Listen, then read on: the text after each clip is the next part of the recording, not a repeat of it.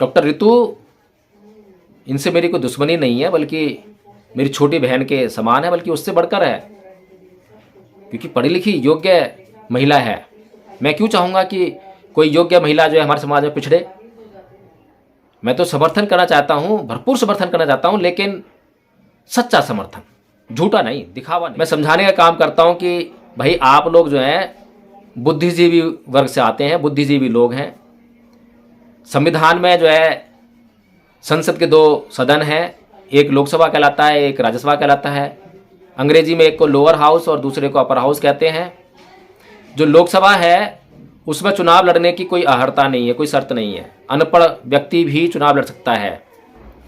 इसका मतलब ये है कि समाज में जो बेरोजगार युवक हैं, जिनके पास रोजगार नहीं है, कोई काम धंधा नहीं है, तो उनको सामाजिक कार्यों में लगाओ, उनको नेता बनाओ, उनको बोलना सिखाओ, उनको मंच दो, उनको आर्थिक सहायता दो, ताकि वो बड़े नेता बन सकें, लोकसभा का चुनाव लड़ सकें और लोकसभा का चुनाव लड़के जो है लोकसभा में पहुंच सकें, विधानसभा का चुनाव लड़ें, विधायक बन सकें। जब बुद्धिजीवी वर्ग इन युवाओं को, बेरोजगार युवाओं को, जो खाली घूम रहे हैं, जिनकी उम्र भी हो ली है, अब नौकरी की कोई संभावना नहीं है, लेकिन योग्यता आ गई है, पढ़ लिख गए हैं, या कोई अनपढ़ व्यक्ति भी जो कि बहुत अच्छा योग्य व्यक्ति है, बोलना जानता है, समझदार है, इनको जब सपोर्ट करके लोकसभा में भेजेंगे, सांसद बनाएंगे, विधानसभाओं में भेजेंगे, विधायक बनाएंगे, तो वहाँ से एक शक्ति पैदा होती है विधान परिषद में जाने की, एमएलसी बनने की, राज्यसभा में जाने की, राज्यसभा सांसद बनने की। और यहाँ पर कोई चुनाव नहीं लड़ना पड़ता, यहाँ पर जनता के बीच नहीं जाना पड़ता। ये अपर हाउस है, ये बौद्धिक लोगों का हाउस है, बौद्धिक लोगों का सदन है। यहाँ पर जो है समाज के बुद्धिजीवी वर्ग से आने वाले लोग जाते हैं। उदाहरण के लिए बताना चाहूँगा कि मान लीजिए लोकसभा में जो लोग हैं सभी अनपढ़ लोग चुनकर चले गए, नासमझ लोग चले गए।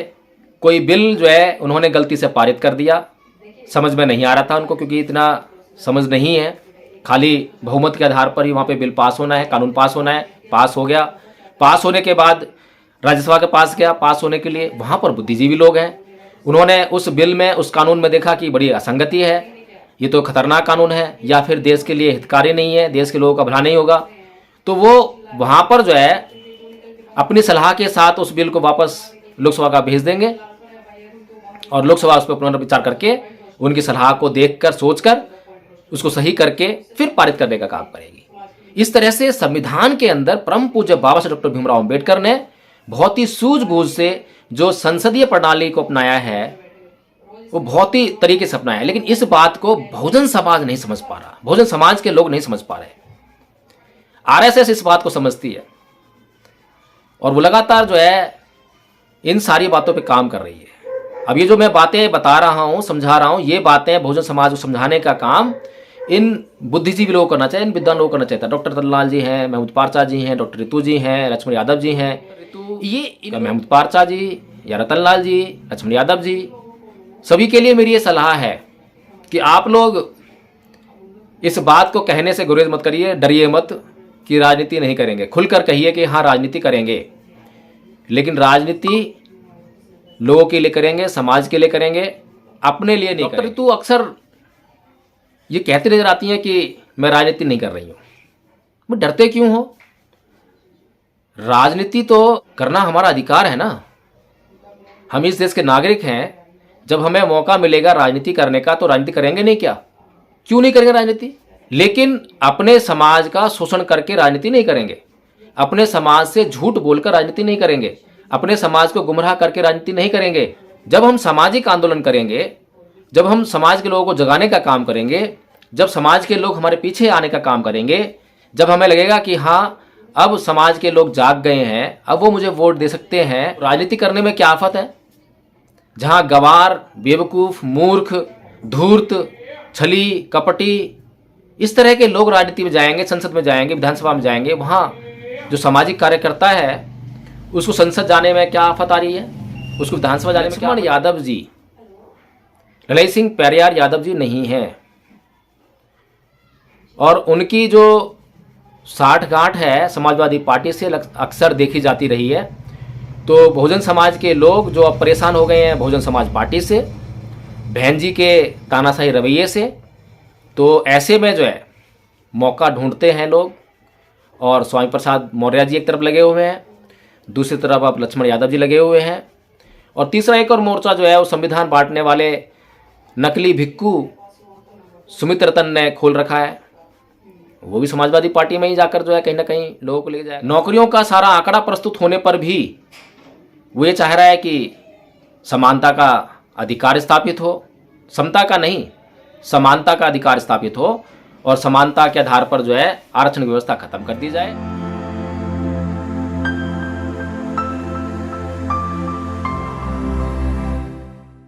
जय भीम, नमो बुद्धातियों। साथियों, आपने अक्सर लक्ष्मण यादव को लोहिया जी की बात करते हुए सुना होगा, और एक बहुत मशहूर डायलॉग तो आपको भी रट गया होगा कि जब सड़कें सुनसान हो जाती हैं तो संसद आवारा हो जाती है। साथियों, डॉक्टर लक्ष्मण यादव, जिनको बहुजन समाज के लोगों ने, अम्बेडकरवादी लोगों ने, बौद्ध लोगों ने हाथों हाथ उठाकर रखा, रातों रात हीरो बनाने का काम किया, और उनसे ये अपेक्षा की कि वो समाज के लिए बहुत बड़ा काम करेंगे, वैसे ही काम करेंगे जैसे पेरियार ललई सिंह यादव जी ने अपने समाज के लिए काम किया, अपने समाज को जगाने का काम किया। लेकिन ये मेरा भूला भाला समाज, मासूम समाज अभी नायक पूजा में फंसा हुआ है। बाबा साहब ने कहा था कि नायक पूजा मत करना, क्योंकि नायक पूजा तानाशाह को जन्म देती है। तो आपने बहन जी की नायक पूजा खूब की और एक तानाशाह पैदा होना ही था। बाबा साहब कोई भी बात कह रहे हैं तो गलत थोड़ा ना कहेंगे। और आज जो आप देख रहे हैं कि कितनी मनमानी पार्टी में चल रही है। पार्टी जो है एक व्यक्ति पर आधारित पार्टी हो गई है। पार्टी में संघीय व्यवस्था बिल्कुल भी नहीं है, लोकतांत्रिक व्यवस्था बिल्कुल भी नहीं है। अब हमारे जैसे लोग, आपके जैसे लोग कहाँ जाएं, किसको वोट दें? मजबूरी है। खैर चलिए, तो मजबूरी की बात है, लेकिन एक और बहुत बड़ी मजबूरी है, उससे कहीं ज़्यादा गंभीर मजबूरी है।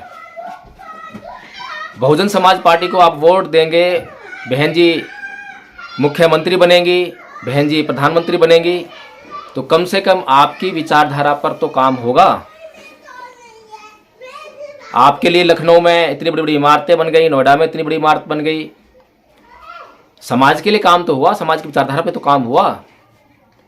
लेकिन अब मुझे ये समझ में नहीं आता है कि डॉक्टर लक्ष्मण यादव जी शुरू से ही, जब से उन्होंने जो है इस समाज की बात करना शुरू किया है, ऐसा लगा कि अम्बेडकर की बात करना तो खैर उनकी मजबूरी रही। कई मौक़ों पर मैंने जो है बहुत बारीकी से, बहुत गंभीरता से उनको सुना और उनकी दिशा देखने का प्रयास किया। उनकी दिशा सीधी सीधी जो है समाजवादी पार्टी की थी, क्योंकि राम मनोहर लोहिया जी समाजवादी पार्टी के आदर्श हैं। हालांकि समाजवादी पार्टी के आदर्श की अगर हम बात करें तो हवा हवाई है। वहाँ पर कोई नेता मुझे ऐसा नहीं मिलता जो राम मनोहर लोहिया जी की बात पर भी कुछ चलने का काम करते हो। बस बातों की बातें हैं। एक आदर्श चाहिए किसी पार्टी को, तो उनका आदर्श जो है राम मनोहर लोहिया जी। राम मनोहर लोहिया जी ने समाज के लिए बहुत अच्छा काम किया, मैं इनकार नहीं करता हूँ। बहुत अच्छे विचार दिए, और उनका यह विचार, ये भी बहुत महत्वपूर्ण विचार है। लेकिन परम पूज्य बाबा साहब डॉक्टर भीमराव अम्बेडकर ने ऐसी अवस्था में क्या कहा? आज जब हम इस मुहाने पर पहुंच गए हैं कि अब हमारे लिए लड़ने मरने के लिए ही एक रास्ता बचा है, इसके अलावा दूसरा कोई रास्ता नज़र नहीं आ रहा है। ईवीएम के द्वारा जो ऐसा लग रहा है कि हमें हमारे अधिकारों से वंचित किया जा रहा है, हमें हमारे लोकतंत्र से वंचित किया जा रहा है, हमें हमारे जीवन से ही वंचित किया जाने का काम किया जा रहा है। तब हमारे पास सड़कों को आबाद करने के अलावा क्या चारा रह जाता है? लेकिन परम पूज्य बाबा साहब डॉक्टर भीमराव अम्बेडकर ने आपको वोट का अधिकार देकर उस संसद के आवारापन को दूर करने का काम किया था। आपसे अपेक्षा की थी कि आप अपने वोट का सही इस्तेमाल करके आप संसद को कभी आवारा होने ही नहीं देंगे, और अगर बाई चांस संसद आवारा हो भी जाए तो 5 साल तक आप पर अत्याचार कर सकती है, आपका दमन कर सकती है, आप पर शोषण कर सकती है। 5 साल के बाद तो फिर आपको वोट का अधिकार मिलना ही मिलना है। अगर आप जागरूक होंगे, शिक्षित होंगे, समझदार होंगे, तो फिर संसद को आवारा नहीं होने देंगे।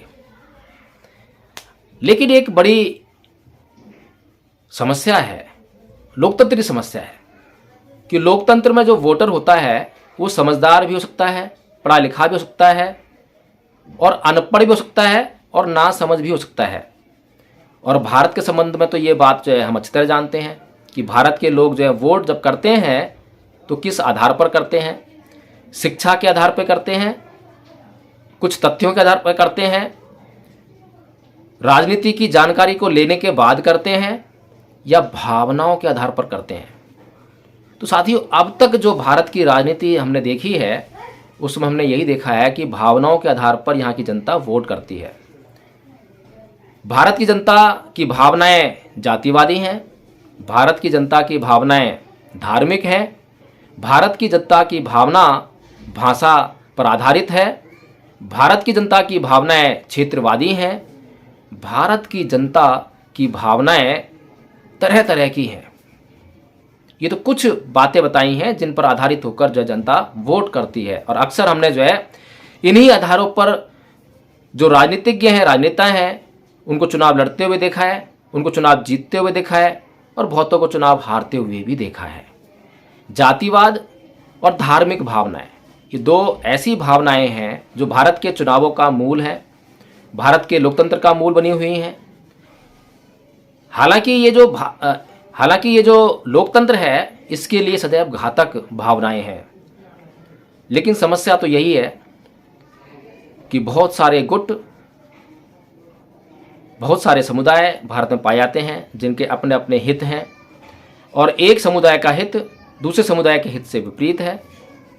हर एक समुदाय जो है अपने लिए अधिकतम शक्ति चाहता है, राजनीतिक शक्ति, सामाजिक शक्ति, आर्थिक शक्ति, हर एक तरह की शक्ति जो है वो अपने पाले में इकट्ठा करना चाहता है। भाईचारे की भावना नदारद है, भाईचारे की भावना बिल्कुल नहीं पाई जाती। अगर भाईचारे की भावना होती तो गुट नहीं होते, समुदाय नहीं होते, जातियां नहीं होती, धार्मिक भावनाओं का इतनी प्रबलता नहीं होती। लेकिन अगर ये सब मौजूद है तो इसका मतलब ये है कि कहीं ना कहीं लोगों में भाईचारे की समस्या है, भाईचारे का अभाव है। मैं अक्सर कहता हूं कि सम्राट अशोक ने हथियार त्यागने के बाद भी अपनी सीमाएं, अपने राज्य की सीमाएं बढ़ाई। वो कैसे बढ़ाई? वो भाईचारे के कारण बढ़ाई। दूसरा राज्य जो निकटवर्ती राज्य है, जिसकी सीमाएं भारत की सीमाओं से मिलती थीं, अशोक के राज्य की सीमा से मिलती थीं, उस राज्य में कभी भी कोई समस्या उत्पन्न हुई तो उस समस्या का निदान अगर सम्राट अशोक के पास है तो तुरंत ही वहां पर लेकर हाजिर, पहले से पहले। ऐसे ही अगर कोई समुदाय दूसरे समुदाय की समस्याओं को देखे, उनका निदान प्रस्तुत करने के लिए अगर उसके पास कुछ है तो उसको देखने का काम करे तो समस्या खत्म। भाईचारा इसी को कहते हैं। लेकिन यहां तो समस्या ये है कि एक वर्ग जो है लगातार अत्याचार सहन करने के लिए मजबूर है, लगातार सत्ता से दूर है, लगातार प्रशासन में जो नौकरियां हैं उनसे दूर है, आरक्षण के द्वारा जो उसको नौकरियां प्रदान की गई अभी तक उनकी व्यवस्था उसके लिए नहीं की गई है। लेकिन दूसरा वर्ग जो है उस पर और भी अत्याचार करने के लिए तैयार है, आमादा है, कर रहा है। नौकरियों का सारा आंकड़ा प्रस्तुत होने पर भी वो ये चाह रहा है कि समानता का अधिकार स्थापित हो, समता का नहीं, समानता का अधिकार स्थापित हो, और समानता के आधार पर जो है आरक्षण व्यवस्था खत्म कर दी जाए और आर्थिक आधार पर जो है व्यवस्था लागू कर दी जाए। आरक्षण हो तो आर्थिक आधार पे हो। अब यहां पर जो है, और इसके अलावा संविधान का विरोध करने वाले भी लोग हैं, वो भी एक समुदाय है। तो कुल मिलाकर कहने का मतलब यही है साथियों, डॉक्टर लक्ष्मण यादव जी जब इस बहुजन समाज की भावनाओं को देखते हैं तो वो इस नतीजे पर पहुंचते हैं कि इस समाज की भावनाएं अंबेडकर से जुड़ी हुई हैं, बुद्ध से नहीं, अंबेडकर से जुड़ी हुई हैं। और इसीलिए उन्होंने जो है बाबा साहेब की बात करना शुरू कर दिया। आप उनके जो भाषण हैं, जो यूट्यूब पर वीडियोज़ हैं, उनको ध्यान से थोड़ा सा देखिए, पता लगेगा आपको जो है कि बाबा साहेब तो ये कह रहे हैं कि आपको वोट का अधिकार दिया गया है, आप उससे संसद का आवारापन दूर कीजिए। लेकिन इस काम को करने के लिए जो लक्ष्मण यादव जैसे बुद्धिजीवी लोग हैं उनको काम करना पड़ेगा। उनको जो है जाकर लोगों को समझाना पड़ेगा कि कहाँ पर वोट दें। फिर समाजवादी पार्टी जैसी पार्टी ज्वाइन नहीं करनी है, उनको अपनी एक व्यवस्था बनानी पड़ेगी। उनको जो अपना एक ऐसा सिस्टम तैयार करना पड़ेगा, बुद्धिजीवियों का एक संघ स्थापित करना पड़ेगा, और संघ के द्वारा जो है फिर या तो किसी पार्टी को समर्थन देना पड़ेगा या खुद की पार्टी तैयार करनी पड़ेगी। और वो जो समर्थन होगा, वो जो पार्टी होगी, दोनों ही जो हैं वो बाबा साहेब की विचारधारा पर आधारित ही होंगी। इसके अलावा कोई अन्य बात वहाँ पर नहीं होगी। तो साथियों, एक छोटा सा वीडियो आप लोगों के लिए सिर्फ इतना सा बताने के लिए कि लक्ष्मण यादव जी लड़ई सिंह पेरियार यादव जी नहीं हैं, और उनकी जो साठगांठ है समाजवादी पार्टी से अक्सर देखी जाती रही है। तो बहुजन समाज के लोग जो अब परेशान हो गए हैं बहुजन समाज पार्टी से, बहन जी के तानाशाही रवैये से, तो ऐसे में जो है मौका ढूंढते हैं लोग, और स्वामी प्रसाद मौर्य जी एक तरफ लगे हुए हैं, दूसरी तरफ अब लक्ष्मण यादव जी लगे हुए हैं, और तीसरा एक और मोर्चा जो है वो संविधान बांटने वाले नकली भिक्कू सुमित रतन ने खोल रखा है। वो भी समाजवादी पार्टी में ही जाकर जो है कहीं ना कहीं लोगों को ले जाएगा। तो साथियों, आपको जागना होगा, आपको समझना होगा। मैं धम्मपद ट्रस्ट के माध्यम से बौद्धमय भारत के लिए प्रयास कर रहा हूं, और बौद्धमय भारत किसी के लिए नुकसानदायक नहीं है, सबके लिए कल्याणकारक है। डॉक्टर ऋतु अक्सर ये कहती नजर आती हैं कि मैं राजनीति नहीं कर रही हूं। मैं डरते क्यों हो? राजनीति तो करना हमारा अधिकार है ना। हम इस देश के नागरिक हैं। जब हमें मौका मिलेगा राजनीति करने का तो राजनीति करेंगे नहीं क्या? क्यों नहीं करेंगे राजनीति? लेकिन अपने समाज का शोषण करके राजनीति नहीं करेंगे, अपने समाज से झूठ बोलकर राजनीति नहीं करेंगे, अपने समाज को गुमराह करके राजनीति नहीं करेंगे। जब हम सामाजिक आंदोलन करेंगे, जब हम समाज के लोगों को जगाने का काम करेंगे, जब समाज के लोग हमारे पीछे आने का काम करेंगे, जब हमें लगेगा कि हाँ अब समाज के लोग जाग गए हैं, अब वो मुझे वोट दे सकते हैं, तो राजनीति करने में क्या आफत है? जहाँ गवार, बेवकूफ़, मूर्ख, धूर्त, छली, कपटी, इस तरह के लोग राजनीति में जाएंगे, संसद में जाएंगे, विधानसभा में जाएंगे, वहाँ जो सामाजिक कार्यकर्ता है उसको संसद जाने में क्या आफत आ रही है, उसको विधानसभा जाने में क्या आफत आ रही है? तो डरना किस चीज़ का? राजनीति करेंगे। मैं धम्मपद ट्रस्ट के माध्यम से बौद्धमय भारत करने का काम कर रहा हूँ, बौद्धमय भारत के लिए प्रयास कर रहा हूँ। उसके लिए एक विस्तृत योजना जो कि बाबा साहेब का जो ब्लूप्रिंट है उसी को लेकर चल रहा हूँ। अपनी कोई अलग से खिचड़ी बनाने का काम नहीं कर रहा, केवल उसको ही फॉलोअप दे रहा हूँ।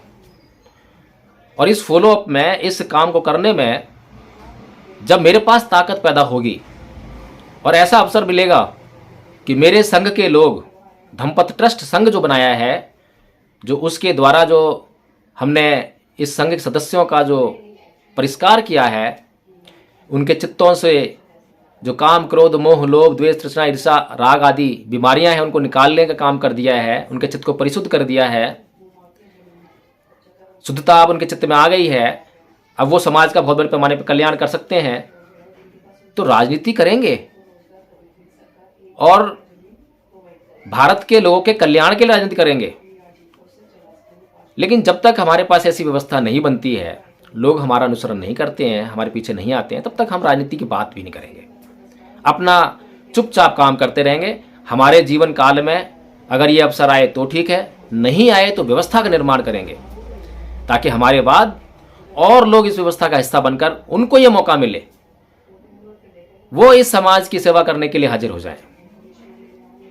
राजनीति जाने के लिए सत्ता का अंश पाकर जो है आपको आर्थिक लाभ तो होता ही है, लेकिन आपके पास एक मौका होता है कि आप अपने समाज का बहुत ही बेहतरी से काम कर सकें। तो जो भावना हमारे पास है, धार्मिक भावनाएं हमारे पास हैं, देशभक्त से भरपूर भावनाएं हमारे पास हैं, तो उसका इस्तेमाल हम समाज के लिए क्यों नहीं करें? तो डॉक्टर ऋतु या महमूद पारचा जी या रतनलाल जी, लक्ष्मण यादव जी, सभी के लिए मेरी ये सलाह है कि आप लोग इस बात को कहने से गुरेज मत करिए, डरिए मत कि राजनीति नहीं करेंगे। खुलकर कहिए कि हाँ राजनीति करेंगे। लेकिन राजनीति लोगों के लिए करेंगे, समाज के लिए करेंगे, अपने लिए नहीं करेंगे। और मैं बार बार जो है इन लोगों को बताने का काम करता हूँ, समझाने का काम करता हूँ। अब मुझे ये टर्म इस्तेमाल करनी पड़ रही है कि मैं समझाने का काम करता हूँ, हालांकि पहले मैं ये टर्म इस्तेमाल नहीं करता था, मजबूरी में करनी पड़ रही है क्योंकि बहुत टाइम हो गया। अब मैं समझाने का काम करता हूँ कि भाई आप लोग जो हैं बुद्धिजीवी वर्ग से आते हैं, बुद्धिजीवी लोग हैं। संविधान में जो है संसद के 2 सदन हैं, एक लोकसभा कहलाता है, एक राज्यसभा कहलाता है। अंग्रेजी में एक को लोअर हाउस और दूसरे को अपर हाउस कहते हैं। जो लोकसभा है उसमें चुनाव लड़ने की कोई अहर्ता नहीं है, कोई शर्त नहीं है। अनपढ़ व्यक्ति भी चुनाव लड़ सकता है। इसका मतलब ये है कि समाज में जो बेरोजगार युवक हैं, जिनके पास रोजगार नहीं है, कोई काम धंधा नहीं है, तो उनको सामाजिक कार्यों में लगाओ, उनको नेता बनाओ, उनको बोलना सिखाओ, उनको मंच दो, उनको आर्थिक सहायता दो ताकि वो बड़े नेता बन सकें, लोकसभा का चुनाव लड़ सकें और लोकसभा का चुनाव लड़के जो है लोकसभा में पहुंच सकें, विधानसभा का चुनाव लड़ें, विधायक बन सकें। जब बुद्धिजीवी वर्ग इन युवाओं को, बेरोजगार युवाओं को जो खाली घूम रहे हैं, जिनकी उम्र भी हो ली है, अब नौकरी की कोई संभावना नहीं है लेकिन योग्यता आ गई है, पढ़ लिख गए हैं, या कोई अनपढ़ व्यक्ति भी जो कि बहुत अच्छा योग्य व्यक्ति है, बोलना जानता है, समझदार है, इनको जब सपोर्ट करके लोकसभा में भेजेंगे, सांसद बनाएंगे, विधानसभाओं में भेजेंगे, विधायक बनाएंगे, तो वहाँ से एक शक्ति पैदा होती है विधान परिषद में जाने की, एमएलसी बनने की, राज्यसभा में जाने की, राज्यसभा सांसद बनने की। और यहाँ पर कोई चुनाव नहीं लड़ना पड़ता, यहाँ पर जनता के बीच नहीं जाना पड़ता। ये अपर हाउस है, ये बौद्धिक लोगों का हाउस है, बौद्धिक लोगों का सदन है। यहाँ पर जो है समाज के बुद्धिजीवी वर्ग से आने वाले लोग जाते हैं। उदाहरण के लिए बताना चाहूँगा कि मान लीजिए लोकसभा में जो लोग हैं सभी अनपढ़ लोग चुनकर चले गए, नासमझ लोग चले गए। कोई बिल जो है उन्होंने गलती से पारित कर दिया, समझ में नहीं आ रहा था उनको, क्योंकि इतना समझ नहीं है, खाली बहुमत के आधार पर ही वहाँ पे बिल पास होना है, कानून पास होना है। पास हो गया, पास होने के बाद राज्यसभा के पास गया पास होने के लिए, वहाँ पर बुद्धिजीवी लोग हैं, उन्होंने उस बिल में, उस कानून में देखा कि बड़ी असंगति है, ये तो खतरनाक कानून है या फिर देश के लिए हितकारी नहीं है, देश के लोगों का भला नहीं होगा, तो वो वहाँ पर अपनी सलाह के साथ उस बिल को वापस लोकसभा का भेज देंगे और लोकसभा उस पर पुनर्विचार करके उनकी सलाह को देखकर, सोचकर उसको सही करके फिर पारित करने का काम करेगी। इस तरह से संविधान के अंदर परम पूज्य बाबा साहब डॉक्टर भीमराव अम्बेडकर ने बहुत ही सूझबूझ से जो संसदीय प्रणाली को अपनाया है वो बहुत ही तरीके से अपनाया है। लेकिन इस बात को बहुजन समाज नहीं समझ पा रहा, बहुजन समाज के लोग नहीं समझ पा रहे। आरएसएस इस बात को समझती है और वो लगातार जो है इन सारी बातों पे काम कर रही है। अब ये जो मैं बातें बता रहा हूँ, समझा रहा हूँ, ये बातें बहुजन समाज को समझाने का काम इन बुद्धिजीवी लोगों को करना चाहिए, इन विद्वान लोगों को करना चाहिए। डॉक्टर तन्लाल जी हैं, महमूद पारचा जी हैं, डॉक्टर रितु जी हैं, लक्ष्मण यादव जी हैं, ये इन लोगों का काम है। लेकिन अब मैं, क्योंकि एडवोकेट जय भीम प्रकाश कौन खेत की मूली है, कौन है भाई ये, इसका तो कोई नाम भी नहीं है, इसके फॉलोअर भी नहीं है, तो हम इसकी बात क्यों माने? अगर हमने इसकी बात मान ली, इसका नाम कहीं से ले दिया, इसको हमने जो है अपने साथ में ले लिया, अपने साथ में शामिल कर लिया, इसके साथ में मिलकर संघ की स्थापना कर ली, तो ये हीरो बन जाएगा, ये नेता बन जाएगा। अभी पहले से ही जो आपस में हमारे को एक दूसरे से नहीं बनती है। डॉक्टर रतनलाल जी को लक्ष्मण यादव पसंद नहीं है, लक्ष्मण यादव को डॉक्टर तन्लाल पसंद नहीं है। एक दूसरे के कौन से किसके फॉलोअर ज़्यादा हैं, इस पर बहस चलती रहती है, ईर्ष्या चलती रहती है, एक और पैदा कर दें।